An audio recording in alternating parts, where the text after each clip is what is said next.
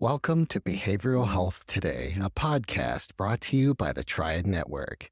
This podcast is designed to share trending topics occurring within the world and our communities and bring them a behavioral and mental health perspective.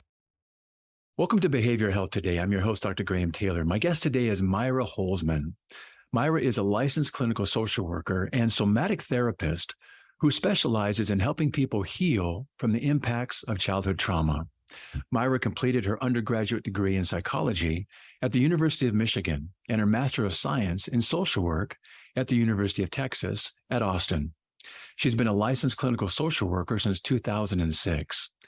Maira is the founder and owner of a group psychotherapy practice called Somatic Therapy Partners, whose focus is on healing the nervous system, nurturing resilience, and increasing a client's healthy connection with their body. We're excited to have Maira with us today to discuss somatic therapy and her work with the Somatic Therapy Partners. Maira, welcome to the show. So nice to have you here. Hi, Graham. Thanks so much for allowing me to be here. It's so fun. I've been looking forward to this for quite some time. So have we. Glad you're with us. Glad we get to get started today. Hey, as we start off, would you start us off by sharing actually just a little bit about yourself and what your life journey has been that's brought you into this work with trauma and utilizing somatic therapy? Yeah. Well, I'm sure that we've all heard this sort of saying that says we teach best or we do best the things that we have to learn and the places that we have to grow. And the truth of all of the work that I do is that it's really rooted in my own history of early trauma. Growing up with parents who were, really challenging, came from a totally different cultural background. And then we moved here when I was 2 years old. So I grew up with immigrant parents who were still very much set in the Filipino ways of raising me. And, being bicultural, 1 foot in the Filipino culture and 1 foot in American culture, that is something to navigate as a young person. And my parents didn't have to navigate it, but I did. Yeah. So a lot of my work is really predicated on, and I'm thinking of this archetype of the wounded healer archetype, which I think in some places maybe gets some bad press, but I have to say, I really claimed my own experience of being a wounded healer because I think it's what really drives my motivation forward to create this practice, to create, services, to focus on the kind of learning that I've been working on in my career, focusing on somatics, and then from somatics leading me down to early trauma. So that's what my entire outfit does here in Denver. Somatic Therapy Partners, our primary foci are anxiety and folks who struggle with the impacts of early trauma. Nice. And I find it really deeply gratifying. And I would do it even if I wasn't getting paid. I've heard, I have not met a clinician colleague of ours who has not said the same thing, that this work is so very rewarding in helping people reach their fullest potential by working through some of those things that they had no responsibility for incurring or experiencing, but they have responsibility now to heal. That's right. And to be able to have a pathway to heal is a pretty cool thing. So, we're talking about you coming into this field and your experience, and I admire your honesty around that. Bicultural families are really challenging. You're trying to navigate 2 very different worlds, and it is a challenging thing to do. And you talked about being in this field of somatic therapy. Give us kind of a general overview of what is somatic therapy? Yeah. So the root word of somatics is soma, and soma simply is referring to the body.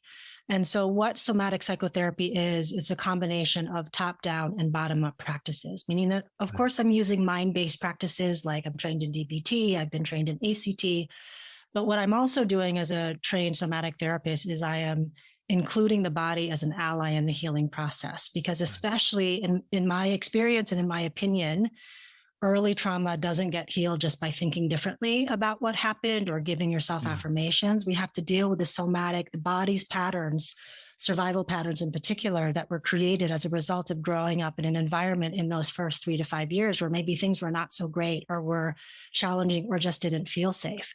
And so a lot of somatic therapy is about helping clients learn how to enter into their body in a very specific way so that they can access the information that's happening in their body that is often underneath the level of conscious awareness.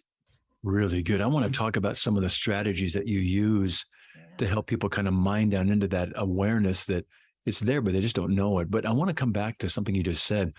We know from Van der Kolk's work, in his work, he says, the body holds the trauma. And that's exactly what you're saying right here. Soma's the body. Yeah. How are you helping folks, educating folks to understand this whole concept? And how are you helping them locate where they store their trauma. Fantastic. So the beginning work with clients 100% of the time involves nervous system education, the sympathetic arousal system, the parasympathetic nervous system.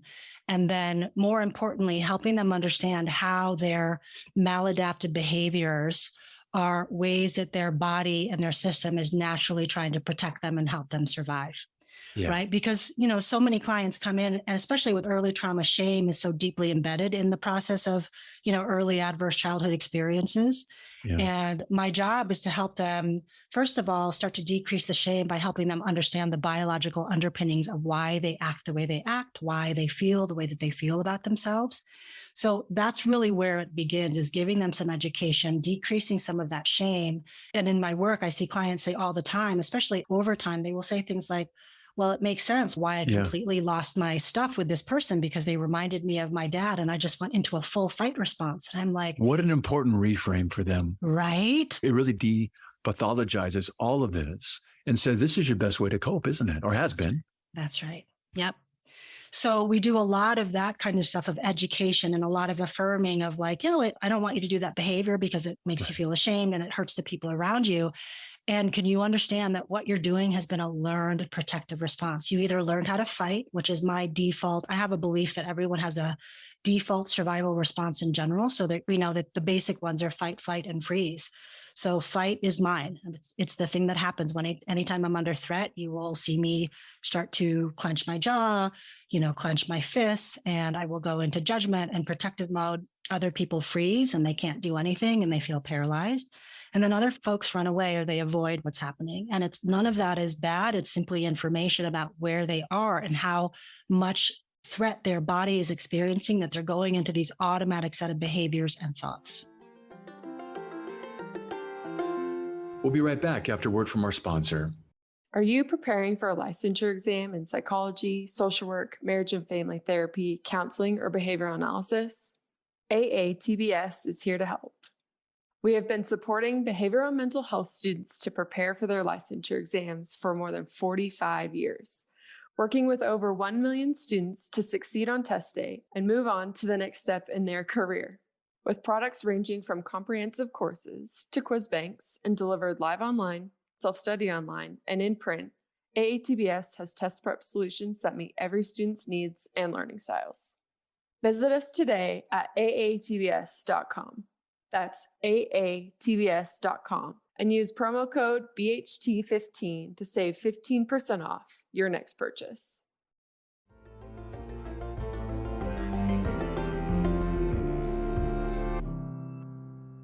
What a helpful thing to let people know, that this is your body's best way to take care of yourself. And you're usually young when this is developing. Our nervous system, our sympathetic nervous system has sympathy on us during those times. Yeah. And, we develop these really kind of survival-based, I'm glad we have it, kind of ways of getting through those times. We fight, we flight. I think there's maybe a couple others we could fight. We know about the fight or flight, and we freeze. Mm-hmm. There's also fade. We kind of want to fade into the background and not be seen. There's also fawn. Yes. Where you come in and you fawn and you're placating things. You're trying to make things better. These are all strategies, like you're saying, to manage the terror in front of you. But what you're starting to say is that while those were the best ways to take care of yourself all of these years, and isn't it great you had those, they're disrupting your healthiest functioning now and is probably interfering with the very things you want to have. So what if we find ways to incorporate the parasympathetic nervous, the paramedics make us feel things that are better, and we can regulate maybe through some of the somatic therapy. So let's get into something here then. So often in the treatment of trauma, we utilize the CBT approach, helping folks recognize that their thoughts and their self-statements in the moment are not, in fact, real, nor are they occurring in the moment, but it feels like it, thus allowing them kind of to reality test the moment and see that they're actually safe, thereby allowing them to generalize, other moments of reactivity in a similar manner down the road. That's right. But what you're finding is that the incorporation of a somatic focus and practice can accentuate working through trauma. That's right. And you've written about this. You talked about how you did your training with Peter Levine and his approach to healing shock trauma and somatic experiences. Talk about some of the strategies that you found helpful in helping people, now that they understand that you've educated them, but how do you begin to kind of work down into that through those strategies that you use? Great.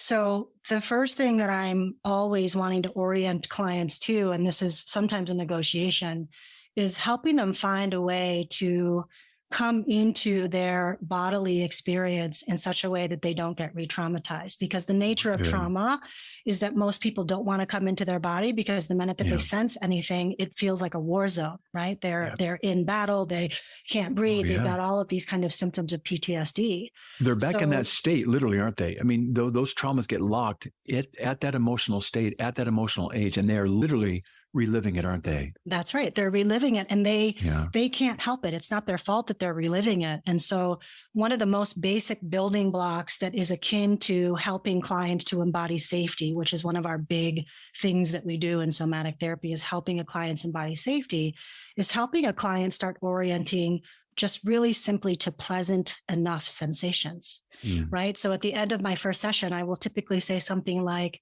it seems like we were really connected today, and that maybe you got some usefulness out of the session. And I just want to check in with you. How was the session for you? And they'll say, really good, right? Typically, that's what they'll say. And I'll say, how does your body tell you that this session was really good?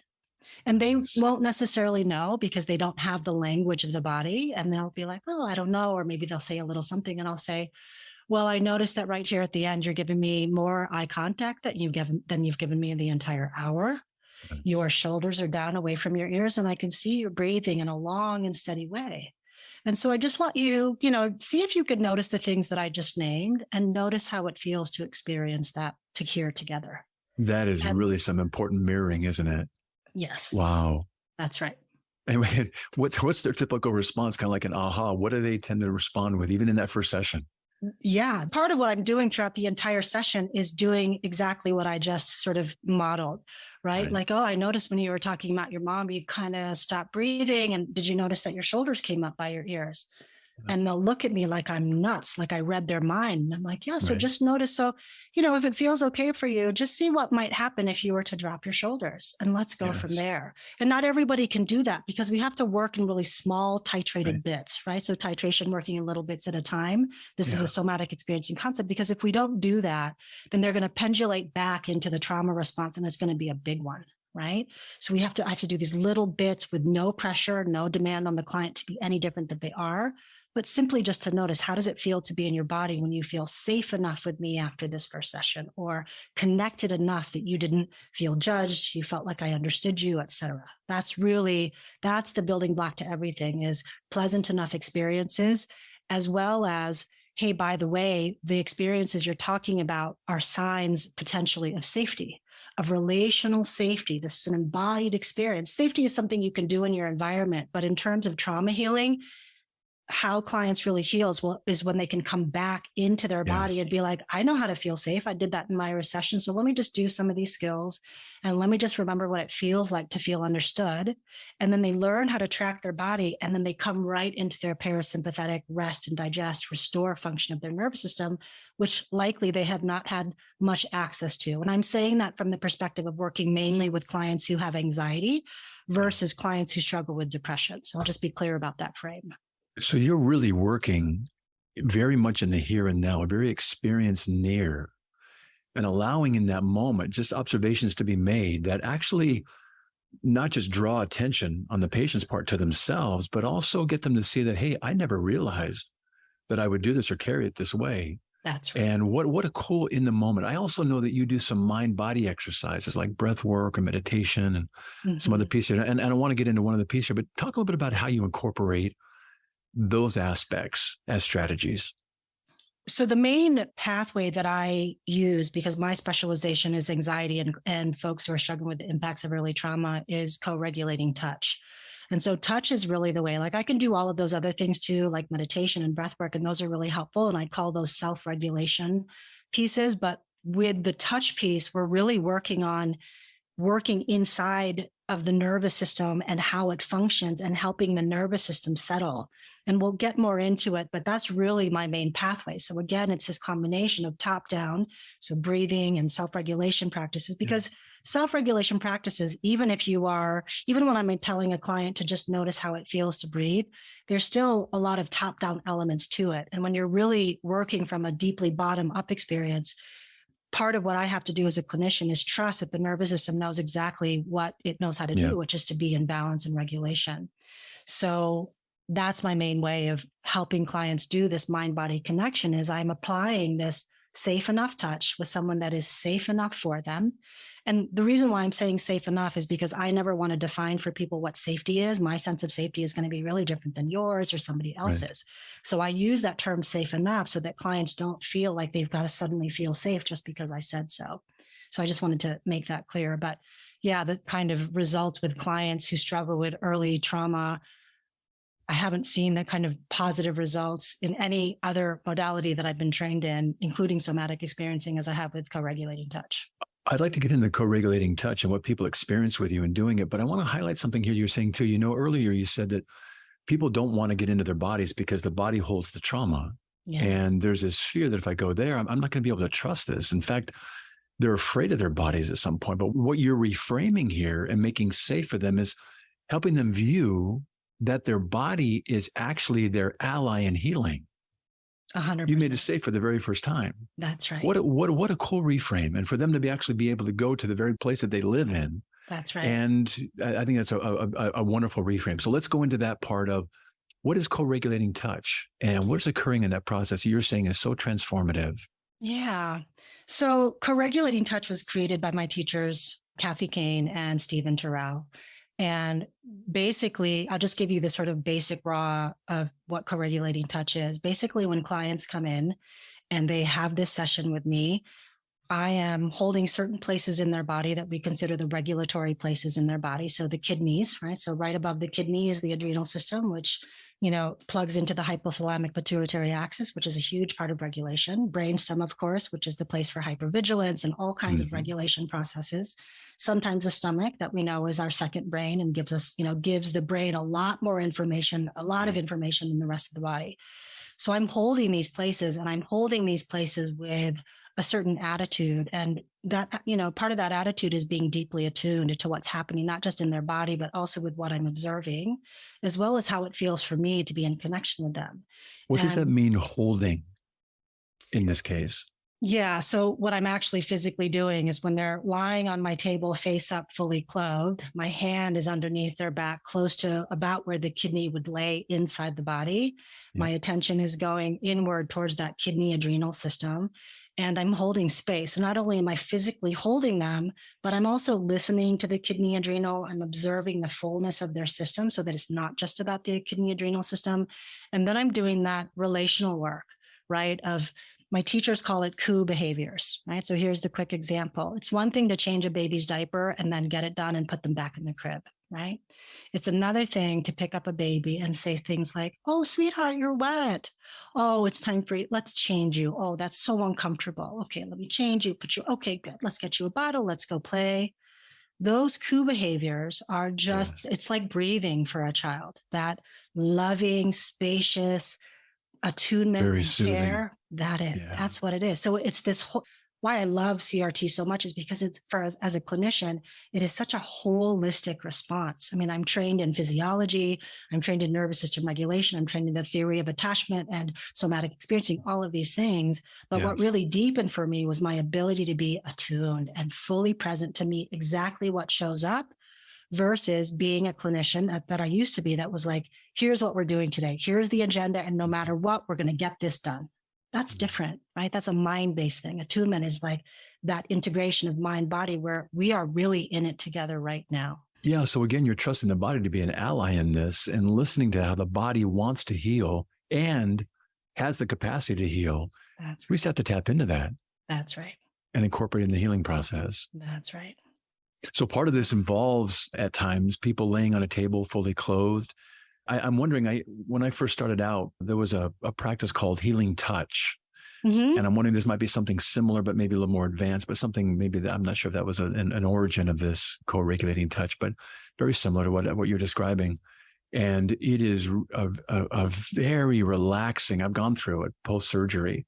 Nice. And it was the most soothing experience I've had after a real trauma. It was a neck injury, and oh my goodness, I was in a tremendous amount of pain, and I had a good colleague come in and do it with me. What a transformation that helped. But you're talking about something very similar. So someone's on a couch, you're on your table rather, and fully clothed, and there's maybe some touching or focusing on an area. Walk us through what a session might look like as they're doing that. What are you Yeah, saying? What are they saying? What's coming up? absolutely. So, part of creating safety is I need to explain to the clients what we're doing to the best of my ability and then answering any of their questions so we do that before we get them to the table. Once they get to the table, we do a consent exercise, and it is surprising how effective that can be for some clients, right? And what I do is I simply say, okay, with your permission, I'd like to put my hand on your forearm for Yeah. anywhere, for maybe 3 to 5 seconds. And then I want you to tell me to stop. And as soon as you tell me to stop, you're going to feel my hand withdraw. And then I'm going to want you to notice how that feels for you. Some clients, it's no problem. Other times it brings up so much that we're already right there. We're in the vortex. We're working with everything, right? You're giving them control. That's right. Yeah. Yeah. They I'm giving didn't them have choice. control. Choice and control. And they never had either of those in their trauma or even in their anxiety. That's right. And that consent piece is consistent. Ethically and integrity wise, we have to do that. And I train all my clinicians, like, don't bypass the consent piece. Even when a client is like, I don't need to do that. It's like, okay, you might not need to do that, but let's do it anyway. Yeah. And then typically we start working with the kidneys because for a lot of clients, it's just easier access. It's a less triggering place in the body, depending on the client to start with. And it's really passive. If you came to my office and saw me doing this, you would see me sitting right next to the client with my hand under their back. I'll tell you the things that I typically say, but it's passive. I'm not a body worker. I'm a somatic therapist that applies therapeutic touch. That's really what I do, right? It's different. And so I'm not trying to manipulate joints or musculature or fascia or any of that kind of stuff. And as we're sitting there, I'm not doing a lot of talking. I'm just checking in. And one of the first things I say to clients is, when we do this work, there's no demand being placed on you. I don't need you to regulate yourself. You don't need to breathe a certain way. You don't need to think good thoughts while you're on the table. Right. I'm going to invite you to just be. And if you need anything, I'm going to be right here with you. And so sometimes it's quiet, sometimes we're chatting. And one of the things I'm always saying to the clients, especially when there's been sort of, maybe a minute or two of silence, I will say things like, I'm right here with you. Or, yeah, I've got you. All is well. And all I'm doing is doing that soothing kind of like, parenting thing of like, there's no problems here. You don't have to worry about anything. And more importantly, we are in this together. Because again, for clients with early trauma, and I can speak for myself, I was in it by myself all the time is what it felt like. So to have a safe enough other going, yeah, no problem. You want to stop? Let's do that. Okay, this feels good. Great. Tell me more. Is there anything you want to say? That starts to really rewire that early patterning of, either gripping or going into collapse. So they learn more and more through a very supported, very reassuring, very comforting presence that you bring, plus the touch aspect of it, to hold, almost like build some emotional muscle, to hold these once very anxiety producing, very stimulating, very frightening feelings, to be able to hold those more and more. And as we do, they can be integrated in a new way. They don't have to be avoided. They don't have to be afraid of them. They get to see that they were just feelings that they can work through and hold in a much more effectively tolerant way. That's right. Yeah. One other thing I want to say about this that I also say to clients, and the reason why I tell them not to try and think good thoughts or control their breathing is because when you are struggling with the impacts of early trauma, whether you know it or not, you are constantly managing. You, as that person, you are constantly trying to regulate by drinking, taking drugs, seeing certain kinds of people, organizing your house, et cetera, et cetera. And when they get on the table, they finally get that baby experience of being regulated without having to work for it. That is a really different proposition, to feel your nervous system kind of settle down without you having to do everything in your power, like inside of yourself, as well as your environment, to make that happen. And that is, there's so many things I think contribute to a sense of embodied safety, but I think that's part of it. It's like, you mean I get to feel like good and okay and settled, and I don't have to work my butt off in order to just like be able to breathe freely? Yeah. I would imagine some people very early on have got to come back to you and say, I have never, basically they're getting introduced to their real selves, their self without trauma, their self without being activated or hijacked by these emotions. And maybe for the very first time, recognizing what their intended design was meant to be. That's right. Lived in. Yes. And what a wonderful gift Yeah. that you're giving them and they're achieving and kind of healing towards. But That's they right. must say, I get to be in this state all the time. Really? This is what I get to be living in. This is what I'm intended to be living in. Yeah. That's got to be quite an awakening for them. It really is. I tell this story from time to time, but I remember earlier on when I first learned how to do this work, I was working with a client. It was maybe like her first or second session. Her first session, her body was in a lot of resistance. I couldn't get a lot of connection to it, which was fine. I just made myself available. Second session, she comes in, we do kidney work and we do a little bit of brainstem. She sits up and she had kind of fallen into a deep rest state. And she sits up and I'm like, okay, just take your time. How are you doing? And she's like, yeah, I think I'm okay. But she's really, really out of it. And within a few seconds, as her conscious mind comes back online, she starts crying. Yeah. And she says, what's happening? I said, what do you think is happening? And she says, I don't understand. And she was really confused about her bodily experience. And I said something like, it looks like you got pretty relaxed, like you settled into a really deeply restorative state. And I just wonder if your tears and confusion are about the fact that maybe you've never felt this before. And then she had this big release and she was crying even more because she realized just how, grit and sort of like up in her sympathetic nervous system she's been her whole life. Man. And it was one of those moments. And I hear about it from my other clinicians too, where like clients start crying in that first session and they come to understand like, God, this feels so good. But of course, they also get connected to the loss of the fact that they didn't have it their whole life. So it's a remarkable experience for clients to have, to feel a sense of regulation, a sense of embodied safety, and alertness and relaxation at the same time. That's how I describe what it feels like to be regulated. When you're regulated, you're both alert as well as relaxed, right? So you've got that balance between the parasympathetic and the sympathetic nervous system. And that's what we're going for. In a calm homeostatic state that lets you just be in the moment, not guarded, not braced, but just very, very present. I love that. Maira, who do you find being attracted to this type of work? I know you said you specialize with anxiety, but who tends to come to see you, and what are they going through in their lives that would bring them to see you? So the people that tend to want to come to see me, what I have noticed is that I call them high level clients. And this is not to denigrate anybody else, but clients that have done a lot of work. I'm talking like 3 to 25 years of therapy. They've gone to see the shamans. They've seen the nutritionist. They've worked with physical therapists. They've done acupuncture. They've done all these things. And yet there is this thing that they just can't quite get a hold of, whether it's their low self-esteem and the way they're super hard on themselves, or still feeling really anxious in a lot of different sort of relational parts of their lives. So the clients that want to come see me are people who have already done a lot of work spiritually, psychologically, and otherwise. And they're just like, but I'm not where I should be given how much work I've done for myself.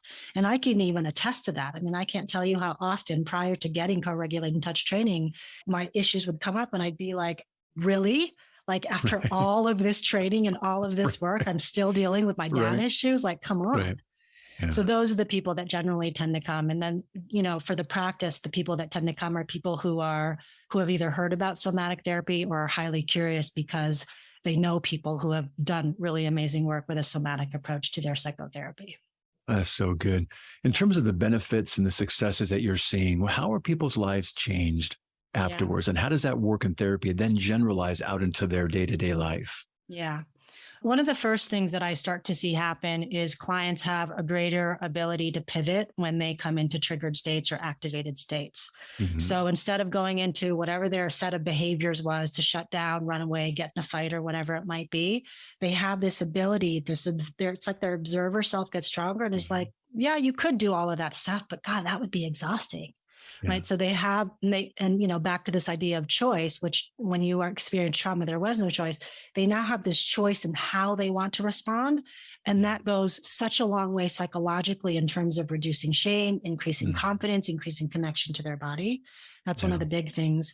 The second thing that I find also really remarkable, because we know that shame and trauma are so embedded, especially in those early states, is that their ability to be more self-compassionate is nothing short of miraculous. I love that. Like client after client, I will hear them say things like, yeah, I really didn't act the way that I wanted to, but I really understood why I did the things that I did. And I'm just trying to soothe myself and figure out how to do it a different way. So That's those are so the good. two big things. They don't have to do their maladaptive behaviors nearly as much. And their ability to be self-compassionate is through the roof. Man, that's fantastic. Yeah. I want to have you talk to our practitioner colleagues. When we're working with trauma, it's a big ask for the clinician to be able to sit with and hold aspects of trauma that are challenging until the person themselves that they're working with can take more and more back of that trauma. And talk to our practitioner colleagues listening in today that work with trauma and share maybe just some little pithy tips that they could use to help regulate and soothe themselves as they work with patients that are dealing with trauma. Yeah. So one of the things, because I train clinicians in this and I've also mentored clinicians in this, but I think we can get so wrapped up in what's happening with our client that we can forget ourselves in the session. Mm-hmm. And as a somatic-based therapist, first of all, one of the things that I believe is that I have to be the most regulated person in the room, because if I merge with the client and I join them in their terror or their disgust or shame, all is lost, so to speak. Yep. And so to that end, one of the things I am consistently doing throughout the session is checking in with how I'm doing. And I'm doing that from a bodily perspective. I'm noticing if I'm breathing fully and easily. I'm noticing if and I'm going to turn my head so you can see, because I used to do this early on. I'm noticing if my posture is out of alignment because I'm listening so hard to the client that I'm bringing my own spine out of alignment by jutting my head forward. So, and the other thing too, is that when clients are talking about really hard things, because we are in some ways visualizing and hearing what's happening as well as experiencing it, right? Mm-hmm. I move my body pretty consistently in session. And all that means is, like, if I'm sitting pretty square and my legs are crossed, I might just sort of take a moment as they're talking about something hard and sit like this. Yes. And take a breath, or I might do something that just allows my body to not join their physiology in that trauma response. And moving the body keeps us out of freeze, right? Is it a lot like when we do movement and we're tracking it, we also can feel like, oh, that feels better. I can sit back a little bit more. Right. So a lot of it is teaching clinicians, how do you come back to yourself? And how do you know when you're actually grounded and centered? Because if you can't tell me somatically in your body what that feels like, that's where we need to start. Right. So basic ones are like, oh, I can breathe pretty easy.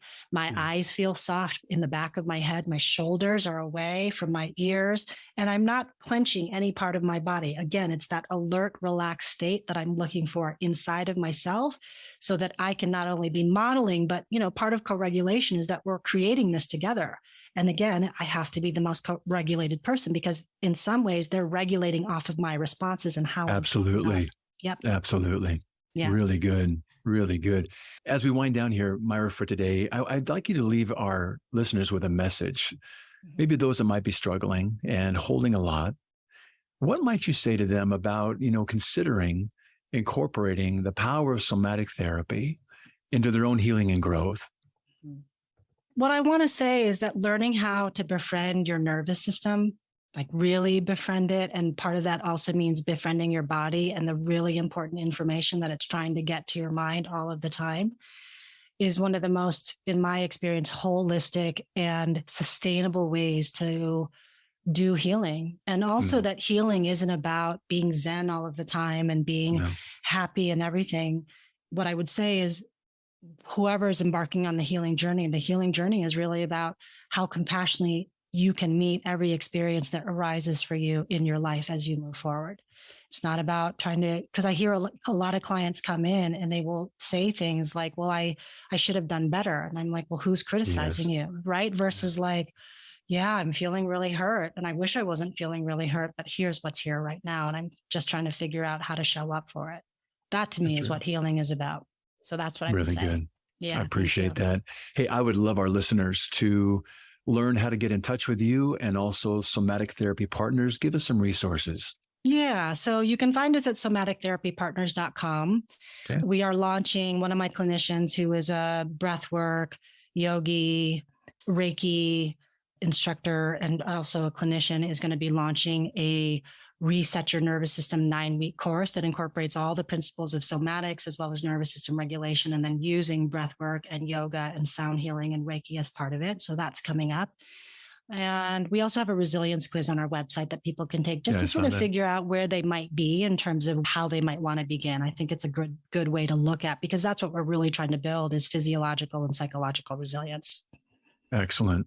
Yeah. Just before we sign off, I was looking at your curriculum vitae, and I saw that there was about a 10-year gap between you getting your undergrad and your graduate degrees.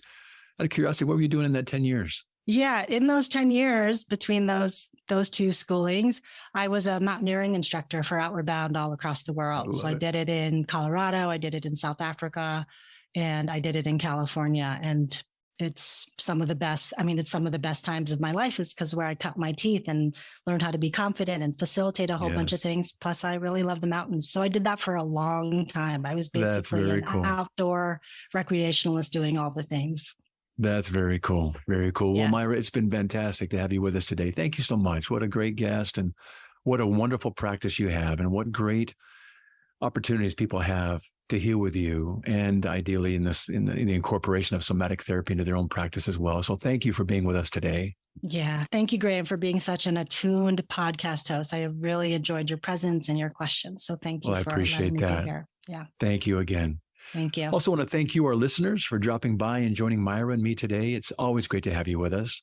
Regarding our episode today, I want to remind you that it and an archive of all of our other episodes and resource materials can be found on our webpage at triadhq.com/BHT. Thanks again for being with us on the show, and we'll look forward to having you back with us next time on Behavioral Health Today. We appreciate all the support from our community, and if you like our show, one of the best ways you can support it is by giving us a 5-star rating and leaving a review. Behavioral Health Today is a podcast part of the Tribe Network, all rights reserved.